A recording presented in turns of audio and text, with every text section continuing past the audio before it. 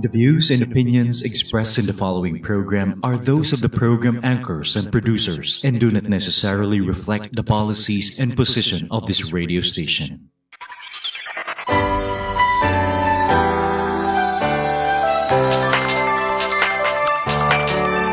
Tara halika na tayo sama-sama sa ating radyo. I-tune mo na, kumilos ka na hanggat maaga. Gumalaw-galaw, pumango na sa kama. Di pwedeng mali, pagpasok sa eskwela, sa trabaho, sa office, sa sakay ka pa. Simula ng sigla, radyo ang kasama. Makinig pa kung saan magkibarkada. Dito sa aming radyo, Radyo CLSU 107.3 Radyo CLSU.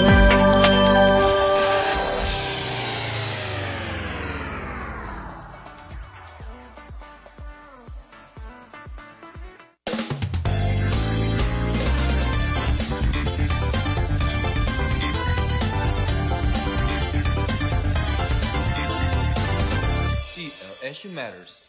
Issues and stories that matter.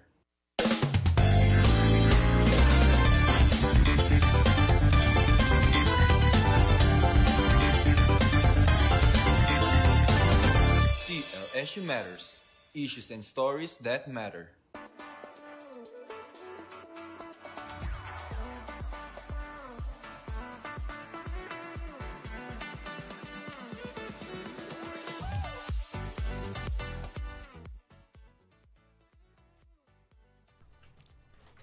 Ayan, magandang hapon CLSU ones, lalong-lalo na sa mga nakatutok at nakikinig sa atin ngayong hapon. Gayon din po sa palaging nakaabang at sumusubaybay dito sa Radyo CLSU, the university's official radio station. And syempre, babatiin din natin yung mga talagang nakatutok and laging nakasubaybay sa ating Facebook Live through the official Facebook page of Radyo CLSU and Central Luzon State University. And syempre, ayan, batiin din natin, bago tayo magpatuloy, ayan, syempre lahat ng nanonood, ayan, so, ayan, hello po sa inyo, magandang hapon, and syempre, panibagong episode, ayan, panibagong makakasama na naman, so as you can see, ayan, iba na naman po ang kasama ko for this episode, ayan, so, ayan, magpakilala ka naman muna. Hello everyone, I'm Elden Gil Ramos po. Ayan, hello Elden, ayan, siya po si Elden, ayan, so, ayan, kukumustahin naman kita, so, since first time mo dito, ayan, kumusta ang pakiramdam? Kinakabahan ka ba? Opo, kasi after so many years po, ngayon na lang po ulit ako na-expose sa ganitong bagay. Ayan, so, gaya nga po na nabanggit niya after so many years, so, and konting kwento lang, ayan, ano ba yung, in-experience mo na dati, nakapag-radio broad ka na ba? TV broad, ayan. Nakapag-radio broad na po ako, and TV broad also, pero hindi po ganun ka tagal. Ayan, so talagang sa ganitong setup, so first time mo talaga. Opo. Ayan, and I hope mag-enjoy ka. Ayan, so, ayan, welcome din sa CLSU Matters. Ayan, so, again, I am Julian D.C. Pagaduan. And I'm Ellen Gail de Castro Ramos. And we are your hosts for today's episode of CLSU Matters, Issues and Stories that Matter.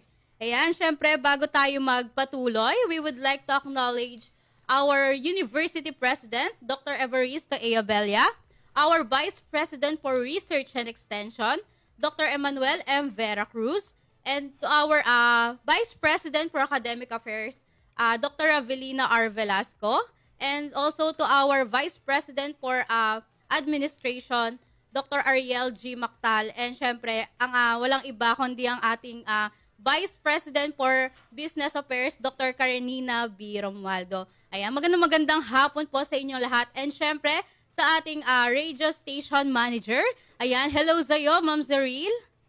Magandang hapon din po sa ating mga directors, deans, department heads, faculty and staff, at pati na rin po sa ating mga student leaders. Gayon din sa ating masisipag na University Security Force at sa ating UTS drivers.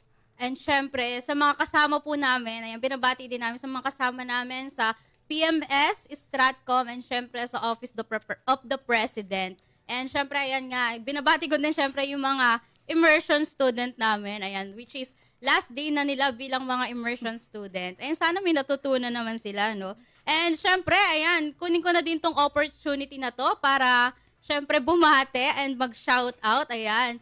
Ayan, hello sa family ko na super supportive and syempre sa mga kaibigan ko din na laging nakatutok and talagang sinusubaybayan yung programa natin dito sa Radyo CLSU, which is yung CLSU Matters. So, ayan, since first time mo dito, Elden, ayan. So, baka may gusto kang batiin or i-shout out, ayan, go. Yan, shoutout po sa family and friends ko, and especially sa mga kasama kong nag-immersion ngayon. Ayan. Ayan. Ay, mukha pong nahihiya pa si Elden. Pero, syempre, ayan. So, ano nga ba? Excited ka na ba? Opo. Ayan. So, ayan, mag-start na tayo, no? So, excited na ako. Ano nga bang mapag-uusapan natin ngayong hapon na to? Pero syempre, ma'am, bago po tayo mag-proceed, ano nga po ba ang CLSU Matters? So, ayun, syempre, ayan, tama ka din naman, no? So, kailangan din natin i-explain. So, baka meron pong mga bago pa lamang dito sa programa namin or baka may napadaan na nakikinig sa atin dyan. Ayan, syempre, para po sa kaalaman ng lahat, ang CLSU Matters ay ginawa upang itaas ang kamalayan ng CLSUans regarding sa mga importanteng events, programs, and syempre ang mga initiatives ng ating university. So, ang programa pong ito ay naglalayong talakayin at ibahagi sa lahat ng opisyal ng CLSU at ganoon na din sa ating mga students and student leaders yung mga bagay na maaaring makapagbigay ng mga impormasyon or kaalaman sa mga napapanahong issue sa loob ng CLSU. And syempre, gayon din sa mga kwentong maaari nating kapulutan ng inspirasyon. At syempre, ma'am, bago po tayo magpatuloy, let's have a quick recap lang po about sa mga topic na na-discuss sa past episode. Ayan, so last episode nga, ayan, na kung saan, ano nga ba pinag-usapan natin? So, ang pinag-usapan natin ay yung nalalapit ng CLSU Alumni Homecoming. Ayan, so nakasama natin doon si Dr. Danilo S. Vargas and syempre si Sir Henryson Sanchez. Ayan. So, tinalakay natin doon bakit nga ba importanteng umattend ng alumni and sino nga ba yung organizers ng alumni homecoming ngayon, which is yung CLSU AAI or yung Alumni Association Inc. and then yung CLSU International Alumni Association and ang CLSU ARO or yung CLSU Alumni Relations Office. So, ano nga ba yung role, di ba, na pag-usapan din doon? Yung role ng mga nabanggit nating organization and office. Sila yung nagli-link sa ating mga alumni para hindi pa rin mawala yung connection nila with the university. Ayan. And syempre, tinakal din natin doon, ano nga ba yung mga dapat nating abangan or yung mga activities na dapat abangan ng ating mga alumni sa paparating na alumni homecoming sa February 1. So, ayun, nabanggit doon nila Dr. Vargas and ni Sir Henryson yung Grand Alumni Homecoming, yung Gintong Butil Award, ayun, sa February 1 din siya ia-award. And syempre, yung binanggit nila na ibinalik nila ngayong taon, which is yung college-based homecoming. Kasi napansin nga raw nila, Dr. Vargas, na talagang may mga pumupunta sa college-based, pero hindi pumupunta ng university-wide na alumni homecoming. So, ibinalik nila yon para mas magkalapit-lapit pa yung mga alumni natin. And sa college-based homecoming, nabanggit din ni Sir Henryson na magkakaroon din ng mga activities like Professor of the Day para syempre ma-inspire pa yung mga students natin. So, ayan, mag-i-invite sila ng mga successful na alumni para maging resource speaker nila. And syempre, ayun, meron pang nadagdag yung Basketball for a Cause, which is initiative ni Sir J. Piestigoy and ni Dean J. Ayan. So, for a cause siya kasi yung kikitain doon ay mapupunta sa pondo or budget ng Alumni Association para sa mga scholars nila. Ayan, so talagang maganda rin yung kinapupuntahan. Ayan, so sa mga alumni din natin na nakikinig, ayan, so for more information, ayan, pwede po kayo mag-visit sa Facebook page ng ating CLSU Alumni Association. Ayan. Ayan, so okay, mabalik na tayo sa topic natin today. Ayan. Gaya nga nang nabanggit ko kanina, pinaka-main goal talaga natin dito sa CLSU Matters syempre, pag-usapan at talakayin yung mga napapanahong issue, so yung mga importanteng malaman ng bawat isa. At dahil nga, syempre, ongoing ng ating enrollment, ayan, for second semester, ayan, sa mga students natin, kaway-kaway, excited na ba kayong bumalik sa CLSU? Ayan, for sure, nararamdaman na rin nila yung unti-unting pagbabalik dito. Ayan, kaya maganda rin pag-usapan natin ngayon, ano nga ba yung mga updates, ayan, sa ating ongoing na enrollment for second semester. Kaya naman tumutok lamang kayo dyan, ayan, sa mga estudyante natin dyan. So ayan, kung meron kayong mga gustong itanong, ayan, i-raise natin sa ating resource person mamaya. And syempre, kung gusto nyo magpa-shoutout, mag-iwan lamang ng comments sa ating comment section. And syempre, ay isa-shoutout natin yan maya-maya lamang. Yan, talagang marami nga naman pong matututunan about sa mga ganap sa CLSU, kaya dapat na pagtuunan ng pansin. Kaya ano pa pong hinaantay natin? Ang pag-uusapan po natin ngayong araw ay ang ongoing enrollment for second semester. Kaya Ayan. Ma'am Julian, Go. pakilala mo na po ang ating makakasama. Ayan, syempre. So, alam ko excited na din yung mga nag-aabang sa atin. Ayan. Syempre, hindi na natin papatagalin to. Alam ko excited na rin kami sa kwentuhan and ano nga ba yung mga tatalakayin natin ngayong hapon. Ayan, syempre, walang iba. Ayan, ang makakasama natin, ang Acting Dean ng Office of Admissions. Let's all welcome Dr. Marlon A. Naagas. Ayan, hello sir. Good afternoon po. Welcome po sa CLSU Matters. Hello, Julian. Ayan. Good afternoon. Ayan. Thank you for inviting me Ayan, sa sir. program ninyo. Opo. Siyempre, sir, gusto namin una mag-thank you sa pagpapaunlak po ng aming imbitasyon. Kasi alam namin, sir, kung gaano kayo ka-busy, given na yung office nyo po ay isa din sa pinaka-busy na office dito sa ating university. Ayan. Kaya, sir, thank you po sa pagpapaunlak sa imbitasyon namin for this episode. Ayan. Ayan, sir. So, baka meron po kayong gustong batiin or i-shoutout muna para before tayo magsimula. Ayan. Shoutout ba Ayan. tayo? Go, sir. Kahit sino pong gusto nyo i-shoutout. Of course, nagpapasalamat. Thank you na lang ako. Para mas Sige, sir. maganda, Go. Parang ending na, no? Okay, so of course, nagpapasalamat ako kay President EAA, no? Kay Dr. Evaristo Abella, no? Full support siya kasi sa Office of Admissions. And then, including si Ma'am BPAA, si Ma'am Ravelina. Siyempre, yung mga staff ng OAD, sila yung mga nagwo-work po ngayon. Kasama na rin po na pinapasalamatan ko yung mga registration advisors po natin and yung mga department chairs. And of course, yung USSC. Katulong po kasi namin sila no, sa enrollment po natin, ma'am. Yun lang po. Ayan, yun lang, sir. Okay. So, ayan, sir, for sure. Maraming nag-aabang sa atin. Ayan. So, baka excited na din sila. So, baka ramdam na rin nila, sir, na unti-unti na kailangan na nilang bumalik sa CLSU. Ayan. Kaya naman, sir, wag na natin patagalin pa. Ayan. Ready na ba kayo, sir, sa ating mga katanungan na inihanda? Siyempre naman. Ayan. Ganun sana, laging ready. Ayan, Lifetime sir. ready. Yan. Para makapagbigay na rin po ng update at para ma-remind na po ang mga hindi pa nakapag-enroll, since enrollment season na po ulit, kamusta naman po ang status ng enrollment natin for second semester? As of yesterday, no, di kasi namin na-check yung data namin ngayon kasi nga di ba naka-down kasi, no? Naka-down po yung ano natin. Mag-announce na ako, no? Yung cloud hosting po natin. Hindi lang po yung CLSU. Buong .edu.ph po na domain po, naka-down po sa buong Pilipinas. As of yesterday po, yung total number of enrollees po natin, nasa 13,544. Take note po, no, in-expect po natin na enrollees po natin more or less 15,000. Wala pa po doon yung high school, wala pa po doon yung .uni po natin. Tsaka yung ibang mga graduate level po natin. Kaya more or less 15,000 po yung in-expect po natin na enrollees po natin for this coming semester. So, talagang konti na lang din, sir, ano? Konti na lang siya. Mari-reach na natin. Ayan. So, ayan, para po sa mga hindi pa din aware, pero wag naman sana, ongoing na po enrollment natin for second semester. Ayun, sir. So, konting ano lang, parang summary lang, sir, ng schedule po natin. Baka mamaya, sir, may hindi pa nakakaalam na, pero wag naman sana, sir, na hindi pa aware na ongoing na palang ang enrollment natin. So, kahit summary lang, sir, nung breakdown nung schedule Yung ng schedule enrollment. natin, no, actually last date natin ngayon. Yes po. Ayan, doon sa mga regular and irregular students po natin. Last day po natin ngayon.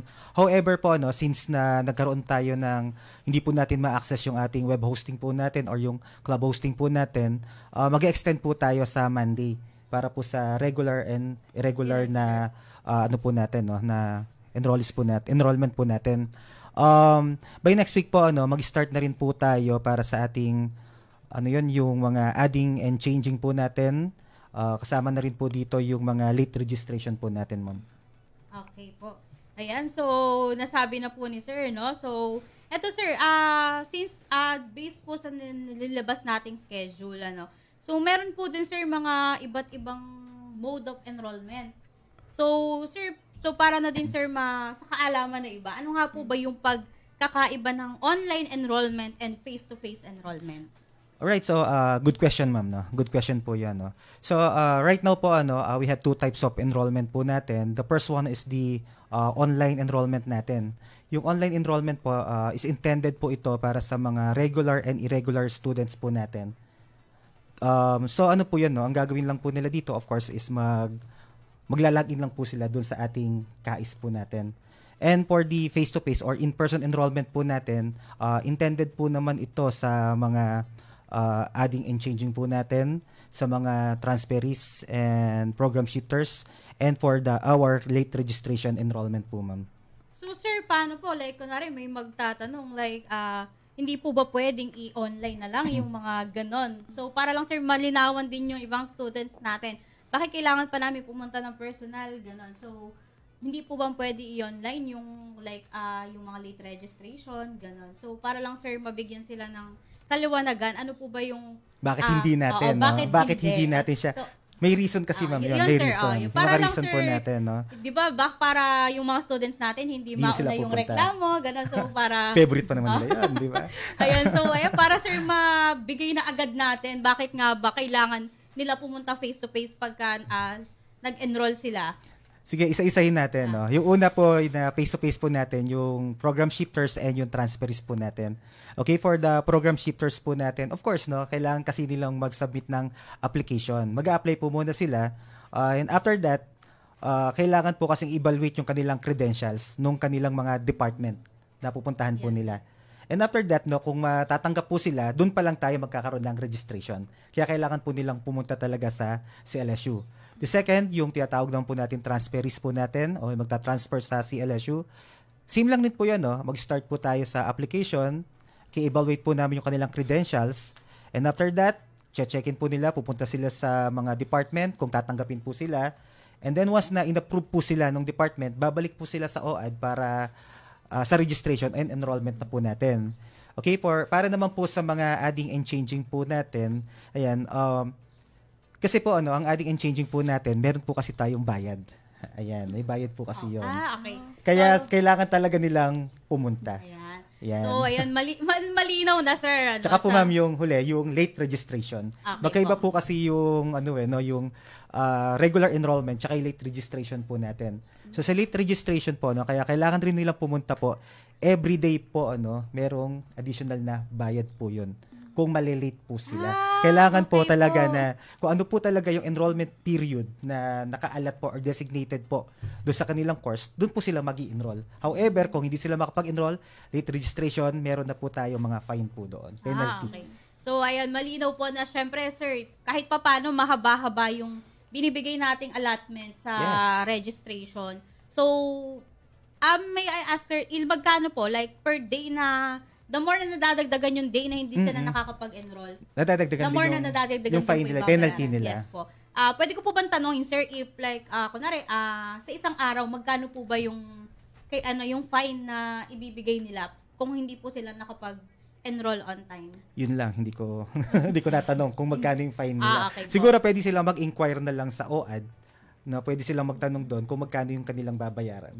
Okay, sir. So, ayan guys, malinaw na syempre, so iba't ibang status, iba't ibang process, and syempre, so kailangan din talagang pumunta personally. So, gaya nga na nabanggit ni Sir Marlon, ayan, sa mga students natin na hindi pa nakaka-enroll, ayan, kung ayaw nyo pong magbayad ng fine, ayan, so mag-enroll na din. So, meron sila hanggang Monday pa. Ayun, hanggang Monday para makapag-enroll since down po ang ating portal, ayan. So, kaya extended ang enrollment natin. So, wag nyo nang patagalin pa, mag-enroll na kayo. Alam namin na medyo nabibitin pa sa bakasyon yung iba, pero time na para bumalik sa CLS. Ay, Ma'am Julian, another thing po, open naman po yung portal po natin ng Saturday and Sunday. Okay. Nako, pwede naman nilang ma-access yun. Kaya lang po, yung kasing hindi natin pwedeng i-force yung mga registration advisor po na i-accept po yun or evaluate. Kasi syempre, wala silang pasok po doon. Pero open po yun. Pwede silang mag-add na doon ng kanilang mga subject po na i-enroll po. Ayan. So, nabanggit nga ni Sir Marlon na open po ang ating portal ng Saturday to Sunday. Pero, i-expect lang po natin na hindi po agad makakapag response yung ating mga registration advisor since weekend po yun. Siyempre, kailangan din ng pahinga. So, ayan sir, ayan nga, nag-start na sir. And sana ay last day natin ngayon. Pero dahil nga sa unforeseen na pangyayari kanina, ayan sir, na-extend tayo. So, ayan, kumusta naman po yung ginawang preparation ng Office of Admissions ngayon para po sa enrollment natin? Ayan, since nakita naman natin sir na, more on online na tayo. Actually, every enrollment or every semester, tinitignan namin, yung mga feedbacks ng mga stakeholders natin, which is the students po, and then of course the faculty. Kung mapapansin po natin, every enrollment po, meron tayong mga enhancement. Okay? Last time po, nung nakaraang enrollment po natin, kung mapapansin po natin, yung enrollment po natin for the irregular, PRTF po yun, pupunta sila sa office, okay? Tapos kukuha sila ng PRTF form, face-to-face sila mag-enroll. And ang nakita po kasi namin dito na problema, yung pagiging real-time nung slot. Napansin niyo? Opo.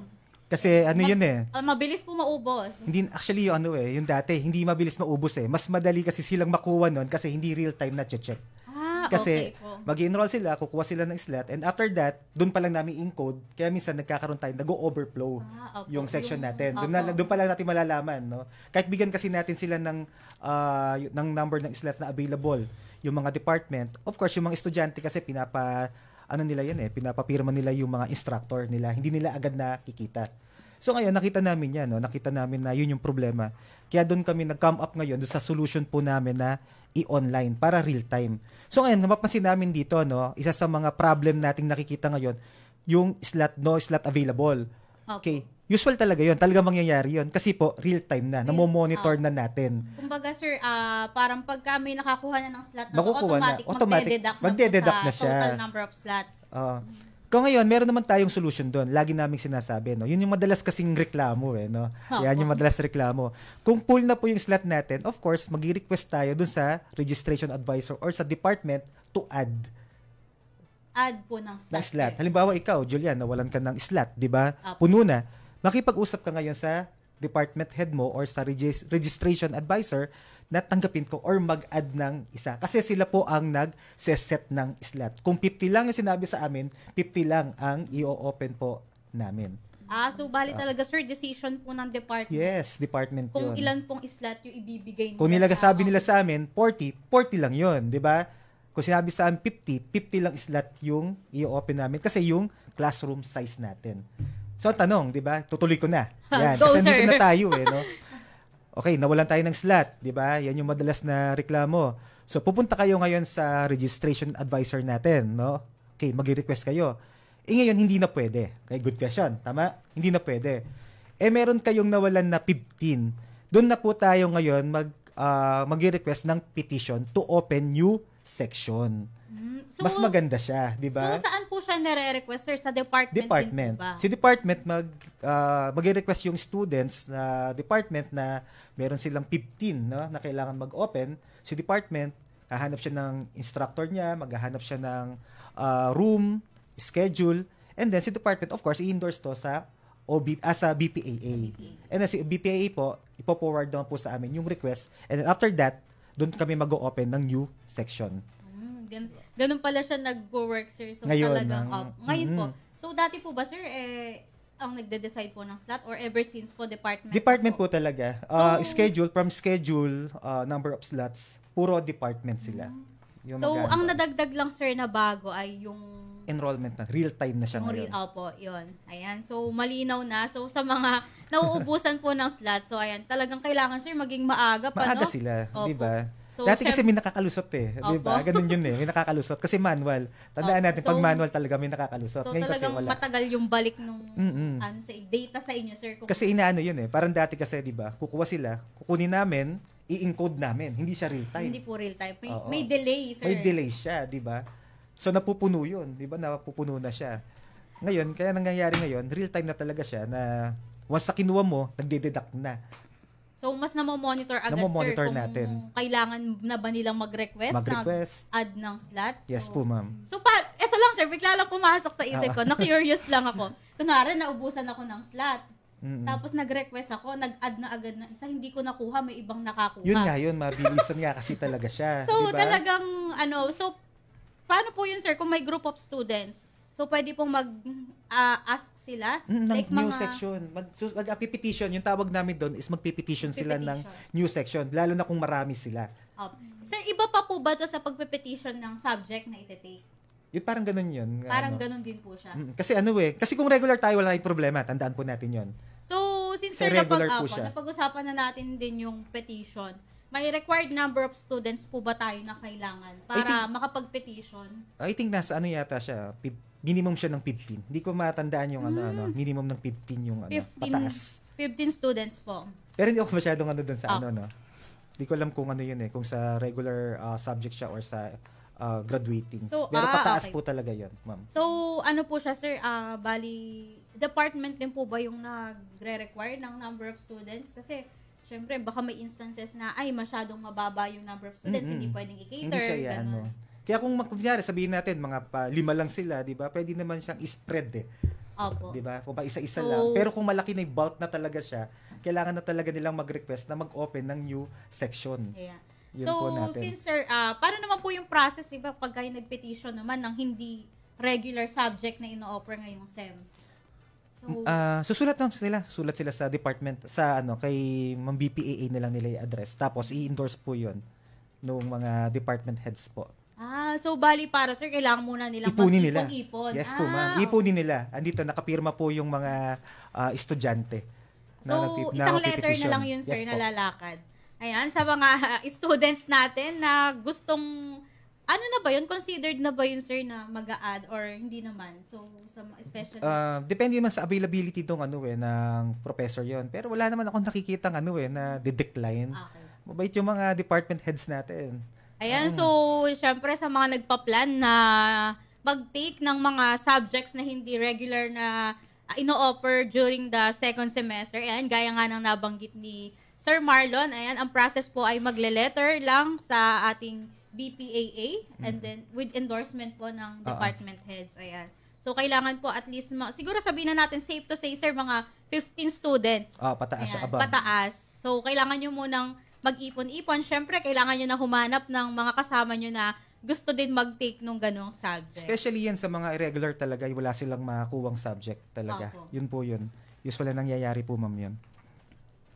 At ayan sir, based naman po sa pinost ng Office of Admissions na schedule, may isa po na mode of enrollment which is yung online PRTF. Pwede po ba nating linawin para sa mga hindi pa or naguguluhan pa? Ano nga po ba ang PRTF at paano po ang process ng pagkuha nito? Thank you, ma'am, sa question. Good question po yan. Since feeling ko, sir, kasi yun yung, especially sa mga bago nating students na baka first time nilang marinig yung word na PRTF, ayan. So, para lang din, sir, malinawan sila. Ano lang naman yun, kinumputerize lang naman namin yung dating proseso. Yun lang naman. Actually, gato yan, talaga ngayon maraming tanong. Kasi first time nating in-implement na, online, di ba, ma'am? Yung irregular po natin. Meron po tayong dalawa talaga. 2 types ng online natin ulit. The first one, yung online enrollment. And the second one is the online PRTF. Yung online enrollment po natin, para po yun sa mga regular and irregular students po natin na meron po siyang 1 or more subjects na pwedeng i-enroll. Ayan. Halimbawa, sabihin natin, ma'am, ikaw, ayan, meron kang, sa semester na ito, meron kang dapat 5 subject ka. 5 subjects ka, di ba? Ngayon, incomplete ka sa 3. Or meron kang binagsak. Pero NC meron kang... or INC, sir. di ba? Meron kang 2 na pinasa mo. So, ngayon, i-offer sa'yo yung 2 na yon. Opo. Tapos, sa enrollment to, online enrollment. Opo. Tapos, yung 3 po na yon, pag enroll po natin, ginrab natin, kinlaim natin po ito, yung 3 subject po na yon, para ma-add natin for adding and changing. Ayan. So, ang kagandahan po nun, nasisecure mo yung slot mo. Sa'yo yun Kung in-offer ko sa'yo yun, kinuha mo, sa'yo yan. Ngayon, ang tanong sa online PRTF. Yung sa online PRTF po, sila po yung walang subject na mai-enroll. Meaning, sila yung hanap po nung kanilang mga subject natin. So, kumbaga sir, parang sila yung hahanap kung saan sila papasok Oo, na... titingnan nila ngayon, 'di ba? Opo. Kasi nga wala silang sabihin natin na in love sila. Ayan, na in love sila. Ayan. Ganyan yung mga, may mga pa-example na ganyan diba? Yan, na in love sila, napabayaan nila yung pag-aaral po nila, 'di ba? Wala silang ma-enroll na subject, 'di ba? So walang ino-offer, no? Online PRTF po yung gagamitin natin. Titignan nila yung mga possible, yung mga walang prerequisite na subject na pwedeng lang i-enroll, Opo. na i-take na nila po. Yun po yun. But the problem with online PRTF natin, yung assurance ng slot, hindi sigurado sa yun. Kasi first come, first serve po yung slot po natin. So, sir, gaya lang din po ba yun ng na meron po tayong inaalat na slot sa online PRTF? Unahan lang din Unahan po ba? din po yun, ma'am. Kasi po, again po, ma'am, no, ang nag-define po ng slot, number ng slots po natin, yung department. Sasabihin kasi nila na ito lang sa isang section na ito, 50 lang yan. Ayan, di ba? So, talagang unahan, sir. No? Unahan Kailangan po talaga magilas siya. ka pagka enrollment. Kwento ko lang, sir, naalala ko ng mga times namin na, syempre, pandemic talagang madaling araw pa nag-enroll na. Kasi nga, sir, ayun. So, unahan. Kaya nga po, no, yung isang reklamo nga sa nagra-run sa community natin. Favorite natin yung Celesio community. Yung parang kagigising lang raw niya, wala nang slot. Siyempre, no, first come, first serve po kasi yun, yung slot po natin. Kung babagal-bagal ka, di ba, mawawalan ka. But meron tayong solution. Ano po yung solution natin? Ano nga, sir? Magre-request sila sa registration advisor po nila to open ng isang slot. Or kung marami sila ulit, mag-aano sila ng petition. Mag-request sila ng petition po. So, talagang nakakatuwa din, sir, na talagang meron pa ring solusyon. Meron Ayan. po, ma'am. Meron tayong solution po dyan. Yung mga students natin yan, huwag masyadong ma-stress kasi meron pa ring solusyon kung maubusan man ng slot. So, sir, para lang din malinaw, ano po ba yung meaning ng PRTF? Para din sa mga hindi pa nakakaalam. Yun nga rin, nakalimutan ko. Go, sir! Nasaan ba yung PRTF dito? Hindi yata nilagay nung tao ko. Pero kung tama po ba ako, sir, ay yung preliminary registration and trial Uy, form. napakagaling. Tama ka. Wow, tama yung research. Ayan, so syempre sa mga... Alam mo naman pala, tinanong mo pa sa akin. Syempre, sir, mas okay na baka mamaya mali po pala ako So, ayan, sa mga new students natin. So, again, yung PRTF po, yan. Kung first time nyo lang siyang narinig, ayan. Ano po siya? Preliminary registration and trial form. So, in short, parang ano lang yan, parang titignan mo lang kung meron ka pa bang makukuhang slot dun sa gusto mong i-enroll na subject. Ayan. Since, syempre, sir, napag-usapan na nga din natin yung mga, transferees and, syempre, yung mga shifters, Gaya nga din, sir, na nabanggit nyo kanina, nabanggit nyo na kung paano yung process nila na talagang kailangan na po nilang, pumunta. So, face-to-face na po. Para din, sir, siguro mas malinaw sa kanila kung yung process, since siguro pa pagka online, hindi mo mabibigyan masyado ng instruction. Actually, ma'am, kompleto kami ng instruction. Kung titignan niyo po yung page po namin sa Office of Admissions po, kompleto po kami ng instructions po doon. Meron kami mga video tutorials, tapos meron din kaming FAQ.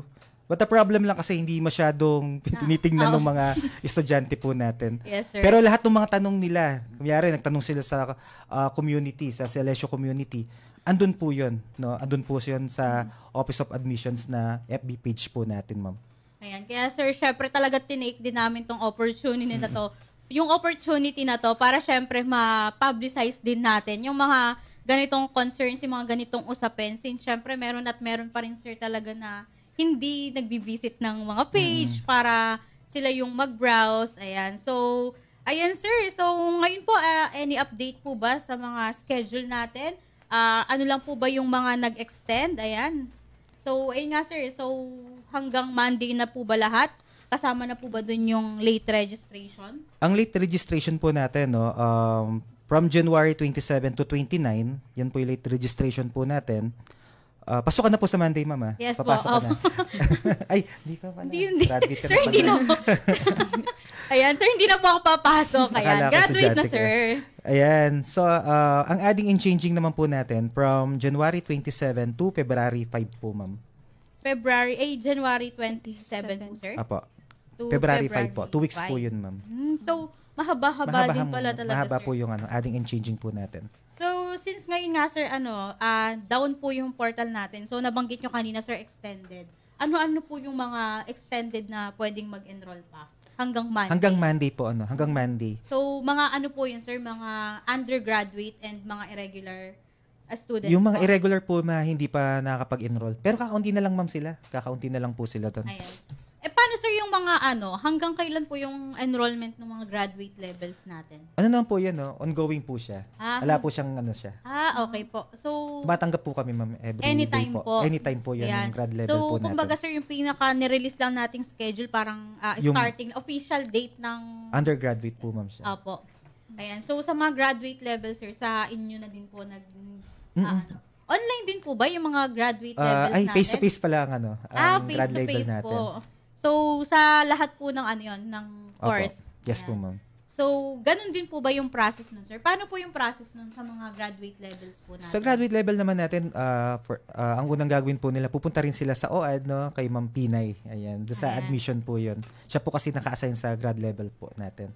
So, diretso na lang po ba sila, sir, na pag pumunta ng OAD, Opo. hanapin na po nila agad? Yeah po, yes, ma'am. Or, Bibigyan po sila, ma'am, ng instruction po okay. ng saan sila pupunta. so, ina-implement pa rin ba natin, sir, yung palang pagbibigay po ng number, yung slot pagka pupunta tayo, or may concern Yes po, meron po, tayo? ma'am. Meron po tayong kiosk po sa OAD yes. para mas maayos po yung pila po natin.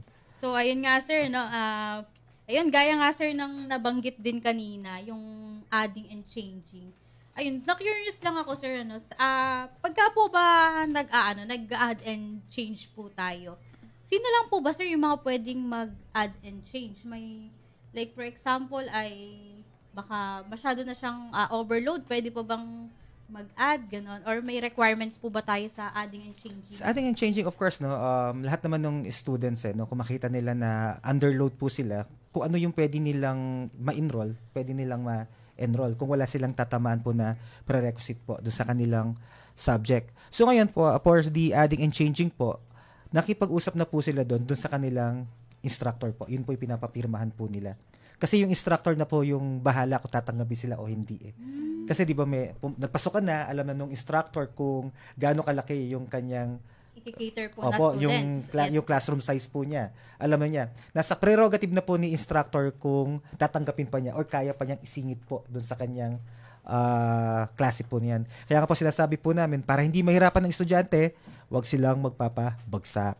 Mag-aral ng mabuti. Mag-aral ng mabuti at pumasok. Pumasok, di ba? Ayan. So, sir, pag yung sa may naman po, sa pag-change po. Kasi sir, di ba, eto na lang pala, sir. Ilan po yung pwede nilang i-add pala? Depende, ma'am, sa yan. Sa load sa load po o nila. sa units? Sa allowed units po nila. Okay po.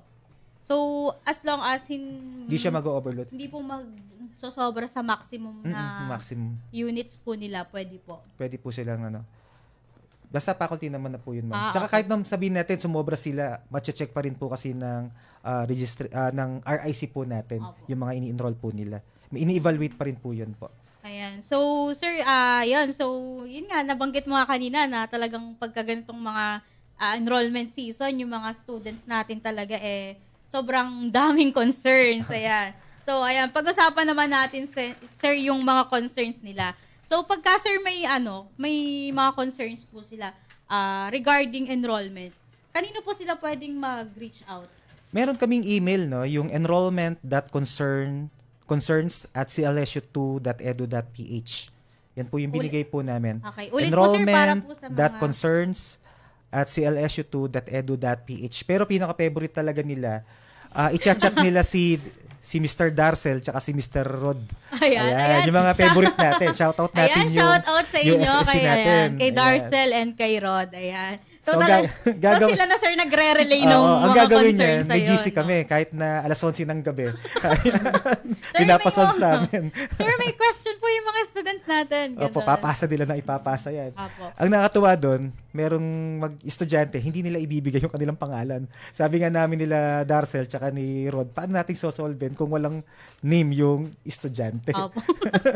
Hulaan mo na lang daw, sir. Hulaan natin, di ba? Kung sino yung sosolusyonan. Opo. So, sir, sa email na yun, mga ilang days po bago natin... Sinasagot namin, ma'am sinasagot namin agad siya. Kaya lang kasi minsan incomplete po yung information ng estudyante. Kaya po nahihirapan. Mahirapan. Kunwari, mag-i-email sila, tapos meron sila sinasabi, wala naman yung kanilang information. Minsan anonymous, yung mga ganun.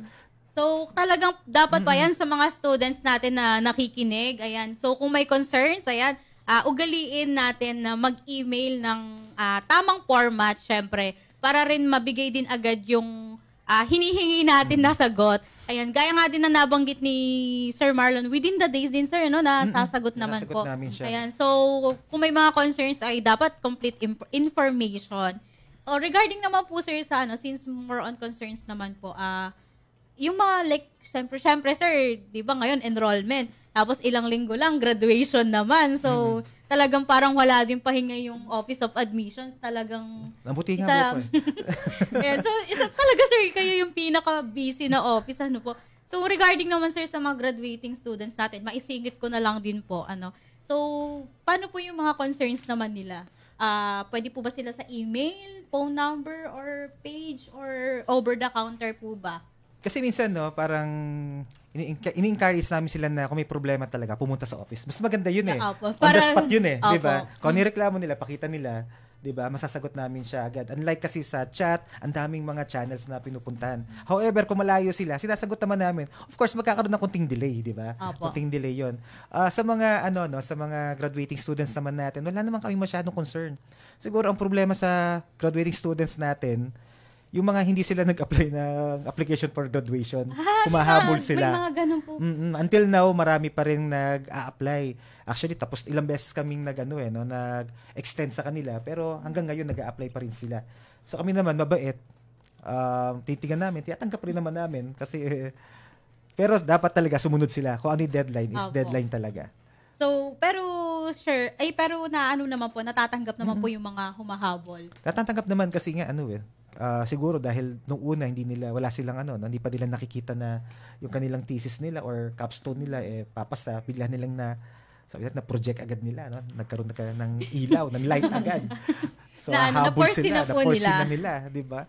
Ayun, sir. So, anong email nga po ulit yun, sir? If other concerns naman po. Pwedeng admissions@clsu.edu.ph. Admissions.clsu.edu.ph. Ayan. So, sa mga students po natin na, syempre, kung may mga hindi pa nakakabalik, pero, syempre, dapat po pabalik na kayo kasi start na ng klase natin sa Monday. Ayan, tama po, sir, Monday January 27. Ayan, again, thank you so much po, sir. Ayan, mukhang nasagot nyo naman na, sir, lahat ng questions na meron kami. Ayan, pero syempre, sir, tignan natin yung mga nanonood sa atin kung meron pa silang mga questions. Ayan, check po natin. So, ayan, meron dito, sir.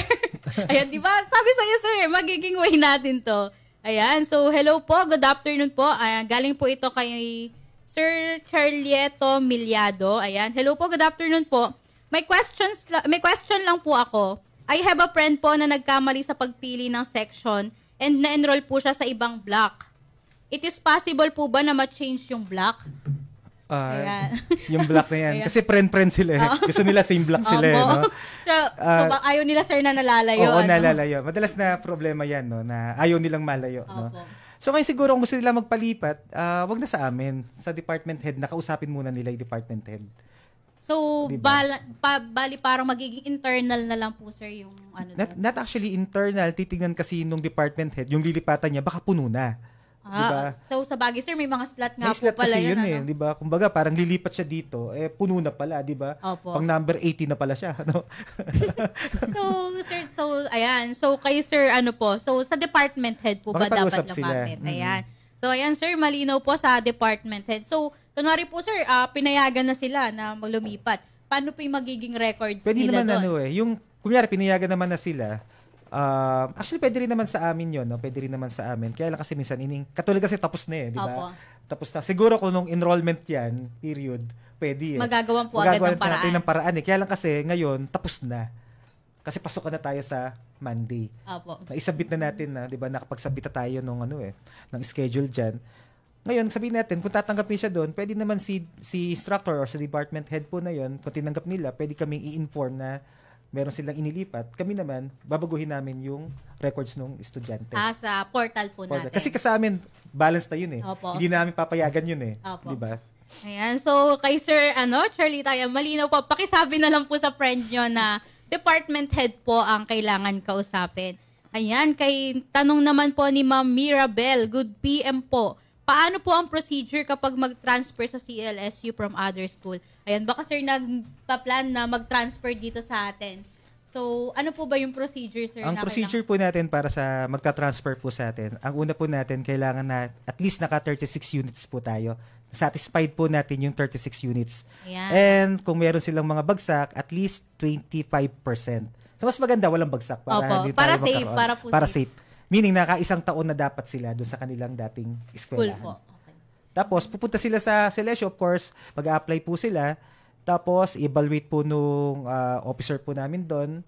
And after that, titingnan kung merong open na slot doon sa kanilang gustong course. Then, ipo-forward po yun. No? Papuntahin sila sa department para sa interview po nila. Interviewin kasi.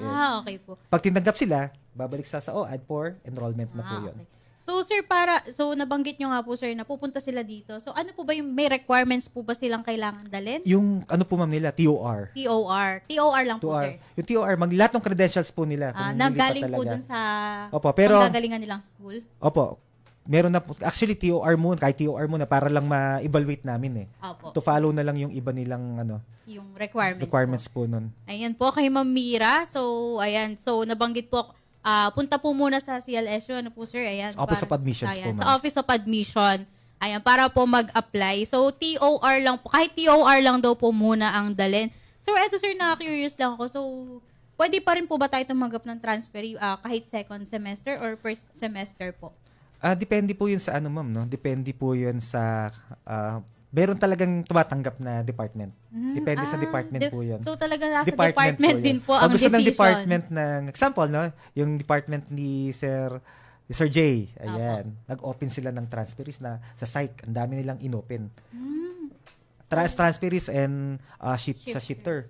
Shifters po na yon. Inopen po nila. Yung iba naman, 3, 2, yun lang yung kanila pong ino-open po na slot po sa transferee po. Tsaka sa shifter po nilang tatanggapin po, ma'am. Ayan. So malinaw na po, no? So sa mga nagpa-plans din na transfer dito sa CLSU, ayan. Sinabi na ni Sir Marlon ang process po natin. And syempre may question po si Ma'am Annie Gonzalez Santos Tolentino. Hala, ayan. Kapag po ba down ang portal, may intindihan ng OAD na hindi kakulangan ng student ito, kundi may part din ng CL dito. So, sir, tinutukoy niya po yata, sir, yung portal po natin ngayon, which is... Kaya nga po nag-extend tayo. Ayan. Yung nawala po natin ngayon, pamilitan po natin siya sa Monday. Ayan. So, sa mga bagong pasok lang po, ayan, extended po ang ating enrollment. Since down po ang ating portal ngayon, actually, hindi lang po ang portal ng CLSU. Lahat po ng may domain na edu.ph. Tama po ba, yes, sir? Lahat ng SUC. Ayan. So, lahat po ng SUC. Since lahat ng private rin. Lahat ng SUCs po na naka.edu.ph. Ayan. So, ayan po. Wag po kayong mag-alala kasi extended po ang ating enrollment. Meron pa po tayo hanggang Monday. So, ulitin ko na rin po, ayan, para po sa mga bagong pasok lang. Nabanggit na po ni Sir Marlon kanina na open pa rin po ang portal natin ng Saturday, Sunday. Ang magiging kwan lang po nito ay hindi po agad ma-approve, tama ba, sir, ng ating mga RA. registration advisors since weekend nga po. So, possibly po ay Monday na po nila yon ma-approve. Ayan. Pero pwede pa rin pong mag-enroll, sir, di ba? Yung approval lang po. Ayan, sa mga students natin na hindi pa nakakapag-enroll. So, ayun po. So, meron pa, sir, question from, basahin mo nga, Elden. From Sir Joshua Glenn Fiesta, Ma'am, anong master's degree sa education ang ina-offer ng CLSU? For sir po pala to. Pumunta na lang siya sa website. Marami di ba? So, paki-advise na lang siya na pumunta na lang doon para makita po yung mga master's degree po na ino-offer po natin. Ayan, so kay Sir Joshua po. Baka mamali pa. Ang dami nun Ayan, so madami pong ino-offer ang CLSU. So, para sir mas detailed, i-visit na lang po natin ang ating website.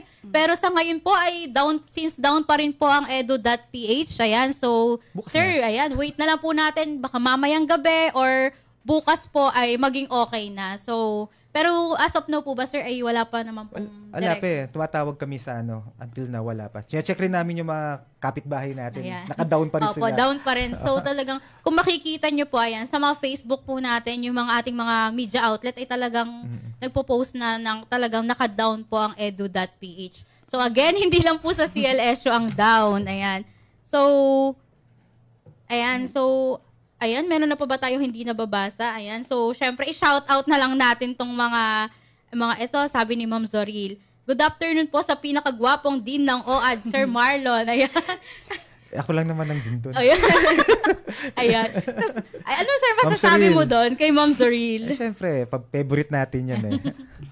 Ayan, so, sir, again, maraming salamat po. And may ibang questions pa ba tayo dyan? So, ayan, shout out po naman yung mga kasama nating nanood dyan. Ayan, Shoutout po kay Kuya Romar Antolin and Lashtin Pildan. Ayan, syempre, shoutout din. Ayan, nanonood. Kasama natin si Carlo Justo. Ayan, hello sa iyo. Hello sa iyo, Carlo. Ayan, kailan ka ulit magpapakita? Ayan, nanonood din po sa atin si Miss Sheila Marie. Ayan, good afternoon po sa inyo. Ayan. So, again, sir, mukhang nasagot na po natin lahat ng questions na meron tayo rito. So, ayan, para na lang din po sa mas detailed, sir, na instructions, ayan, kung may mga questions sila na baka nasagot na din sa ating Facebook page, ayan, sir, pwede nyo po i-promote ang Facebook page po ng Office of Admissions. Pumunta lang sila sa Office of Admissions, kompleto ma'am tayo ng instructions po doon, tsaka mga procedures. Ayan, sir, ano po yung pinaka-full name ng Facebook page po natin sa ano? CLSU Office of Admissions. CLSU Office of Admissions. Ayan. So, i-like and i-follow nyo na rin po para pagka nag-release ulit sila ng mga announcements, ayan, updated po tayo. Ayan, again, sir, thank you so much po sa pagsama sa amin ngayon. Ayan. So, eto, sir, last na lang. Ayan. Ayan. So, alam kong, sir, busy ka din. So, eto, ano na lang, sir, yung message mo sa mga students natin na nanonood, ayan, or sa mga tagapakinig natin ngayong hapon na to?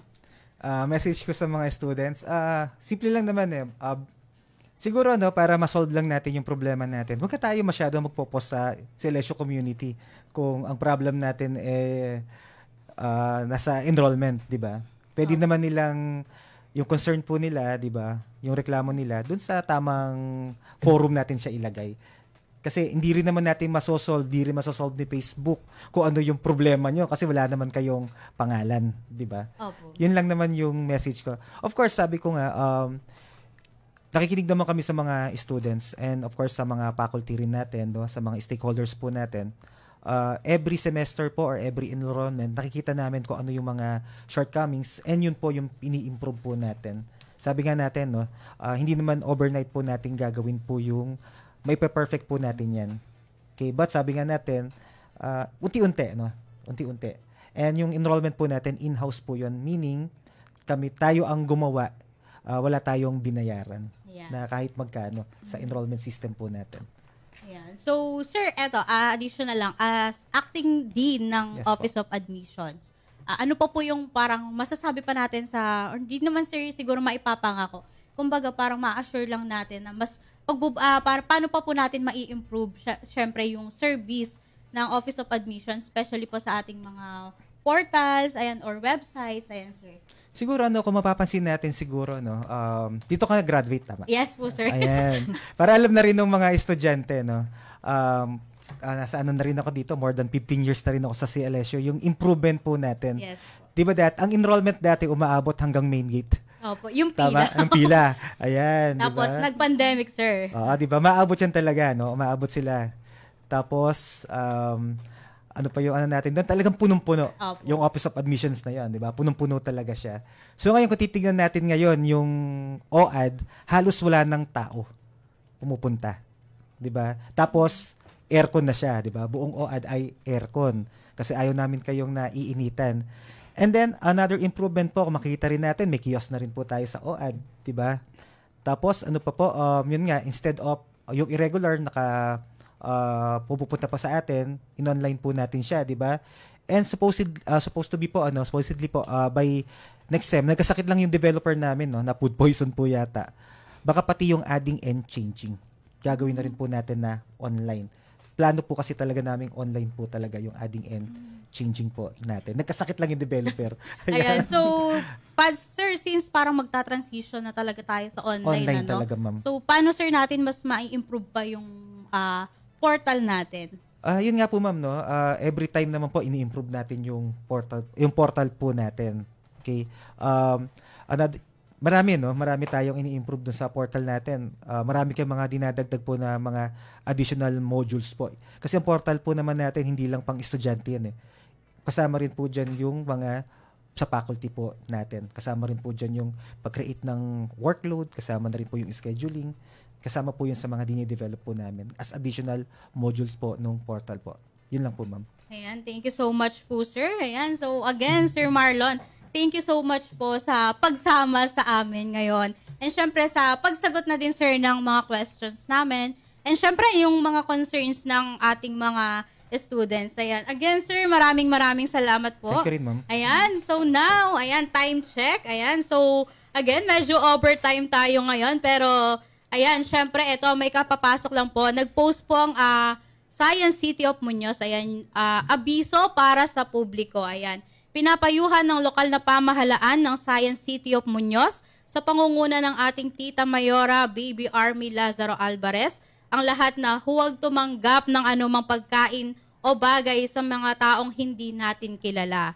Huwag makipag-ugnayan o bigyan ng pagkakataon na makipag-usap sa ang mga estranghero. Ayan. Iba yung pag-iingat, mga Muñozonians. Ayan. So, again, naglabas na po ng announcement. So, since kahapon po yata iyon na nagkaroon ng incident. Ayan, may nagkaroon po ng food poisoning. Ayan. So, ayan, naglabas na po ng announcement ang ating munisipalidad. So, please, iba yung pag-iingat po. Siyempre, lalo na sa ating mga anak. Ayan. So, pagsabihan po natin or bigyan po natin ng paalala na huwag makikipag-usap sa mga taong hindi po nila kilala. Or again, huwag po tumanggap ng anumang pagkain. Ayan. Or inumin sa mga taong hindi nila kilala. So, ayan. So, hinihiling din po namin ang agarang paggaling syempre ng mga taong naperwisyo ng mga ganitong insidente.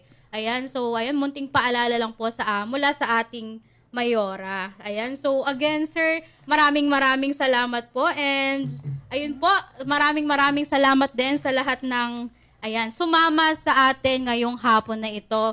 Ayan, so ayan, hinihiling din namin syempre yung pagtutok nyo po sa amin every Friday dito sa Radyo CLSU. Ayan, again, I am Julian DC Pagaduan. And I'm Ellen Gil de Castro Ramos. And we are your hosts here at CLSU Matters, Issues and Stories That Matter. Ayan, kaya naman laging tandaan in CLSU Matter, you matter. Ayan, ngayon, happy weekend everyone. Ayan, and thank you so much po.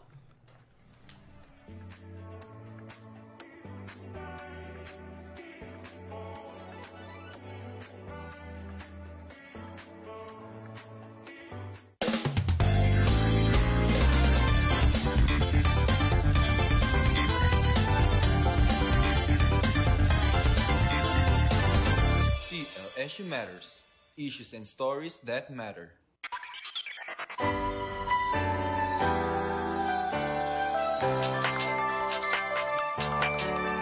Tara, halika na tayo sama-sama sa ating radyo. I-tune mo na, kumilos ka na hanggat maaga. Gumalaw-galaw, bumangon na sa kama. Di pwedeng malate, pagpasok sa eskwela, sa trabaho, sa office, sasakay ka pa. Simula ng sigla, radyo ang kasama. Makinig, magpasalo, magtibarkada. Dito sa aming radyo, Radyo CLSU 107.3 Radyo CLSU.